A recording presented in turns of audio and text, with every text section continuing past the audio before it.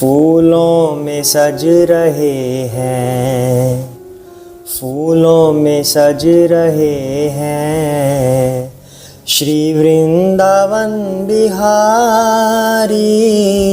फूलों में सज रहे हैं श्री वृंदावन बिहारी। फूलों में सज रहे हैं श्री वृंदावन बिहारी। फूलों में सज रहे हैं श्री वृंदावन बिहारी। और साथ सज रहे हैं, और साथ सज रही हैं वृषभानु की दुलारी। फूलों में सज रहे हैं। हरे कृष्णा। श्री कृष्ण के चरणों में दंडवत प्रणाम।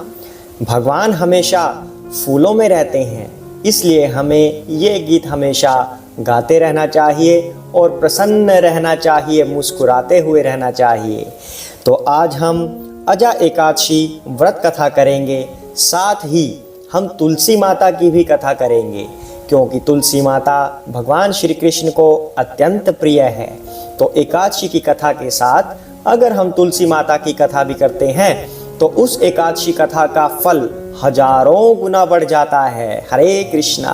तो आइए शुरुआत करते हैं अजा एकादशी व्रत कथा, भाद्रपद मास कृष्ण पक्ष की।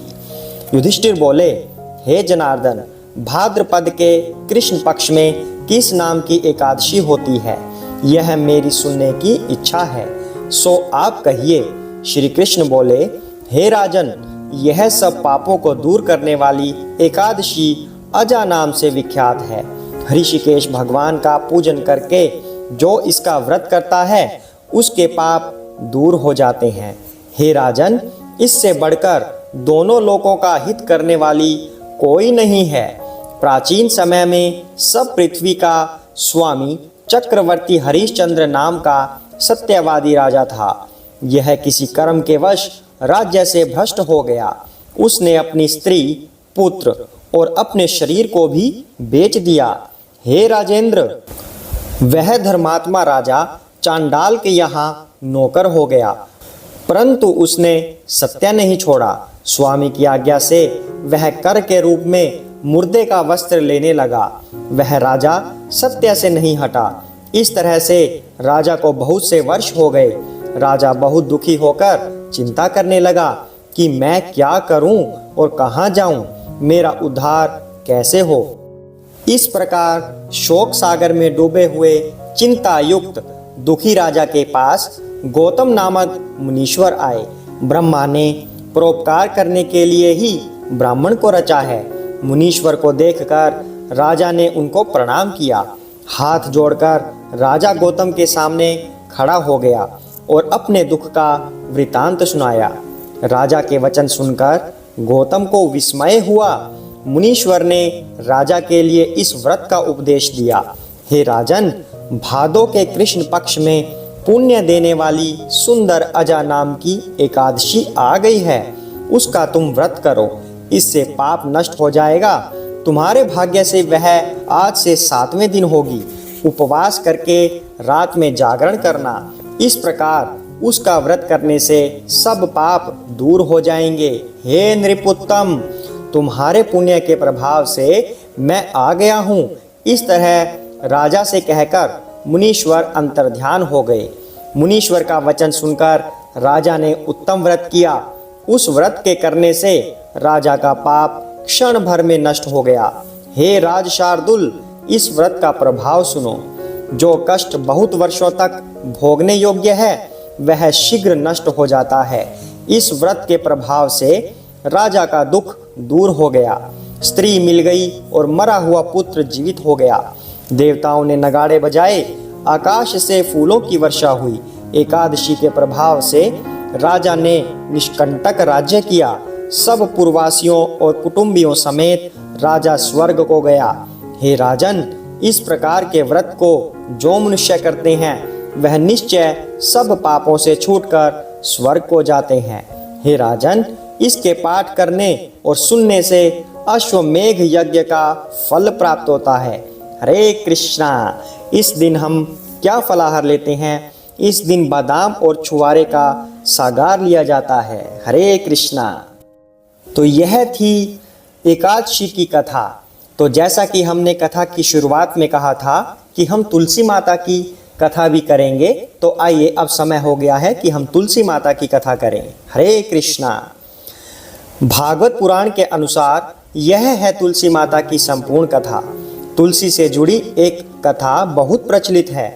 श्रीमद् देवी भागवत पुराण में इनके अवतरण की दिव्य लीला कथा भी बनाई गई है। एक बार शिव ने अपने तेज को समुद्र में फेंक दिया। उससे एक महातेजस्वी बालक ने जन्म लिया। यह बालक आगे चलकर जालंधर के नाम से पराक्रमी दैत्य राजा बना। इसकी राजधानी का नाम जालंधर नगरी था। दैत्यराज काल नेमि की कन्या वृंदा का विवाह जालंधर से हुआ। जालंधर महाराक्षस था। अपनी सत्ता के मद में चूर उसने माता लक्ष्मी को पाने की कामना से युद्ध किया, परंतु समुद्र से ही उत्पन्न होने के कारण माता लक्ष्मी ने उसे अपने भाई के रूप में स्वीकार किया। वहां से पराजित होकर वह देवी पार्वती को पाने की लालसा से कैलाश पर्वत पर गया। भगवान देवाधिदेव शिव का ही रूप धरकर माता पार्वती के समीप गया, परंतु मां ने अपने योग बल से उसे तुरंत पहचान लिया तथा वहां से अंतर्ध्यान हो गई। देवी पार्वती ने क्रुद्ध होकर सारा वृतांत भगवान विष्णु को सुनाया। जालंधर की पत्नी वृंदा अत्यंत पतिव्रता स्त्री थी। उसी के पतिव्रत धर्म की शक्ति से जालंधर न तो मारा जाता था और न ही पराजित होता था।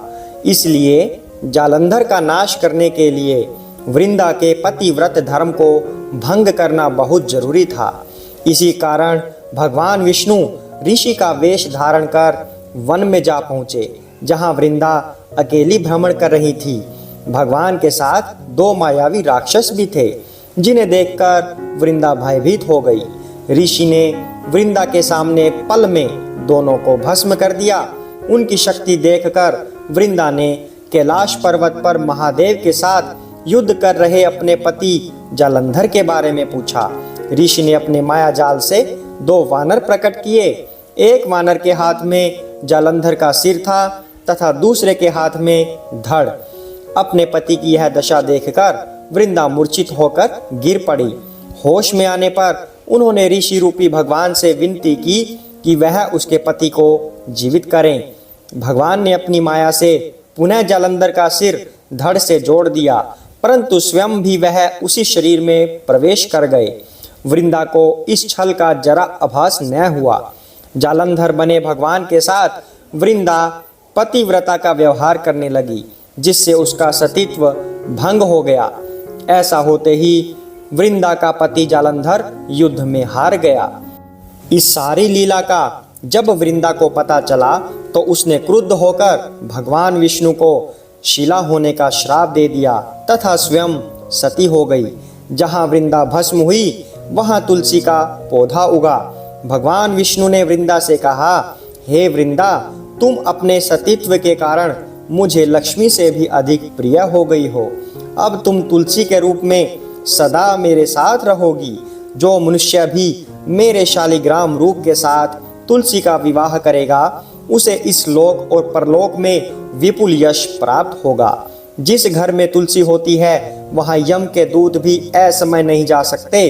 गंगा व नर्मदा के जल में स्नान तथा तुलसी का पूजन बराबर माना जाता है। चाहे मनुष्य कितना भी पापी क्यों न हो, मृत्यु के समय जिसके प्राण मंजरी रहित तुलसी और गंगा जल मुख में रखकर निकल जाते हैं, वह पापों से मुक्त होकर वैकुंठ धाम को प्राप्त होता है। जो मनुष्य तुलसी व आंवलों की छाया में अपने पितरों का श्राद्ध करता है, उसके पितर मोक्ष को प्राप्त हो जाते हैं। हरे कृष्णा। तो यह थी तुलसी माता के विवाह की कहानी, और साथ ही हमने आज एकादशी की कथा भी की, अजा एकादशी की कथा। तो आशा करते हैं आपको ये दोनों कथाएं बहुत पसंद आई होंगी। अगर आपको यह कथा पसंद आई है तो चैनल को सब्सक्राइब कर सकते हैं, ये कथा शेयर कर सकते हैं और आगे के नोटिफिकेशन प्राप्त करने के लिए बेल आइकन को प्रेस कर सकते हैं। और बने रहिए हमारे साथ और बोलते रहिए हरे कृष्णा कृष्ण कृष्ण हरे हरे, हरे राम राम राम हरे हरे, हरे कृष्णा।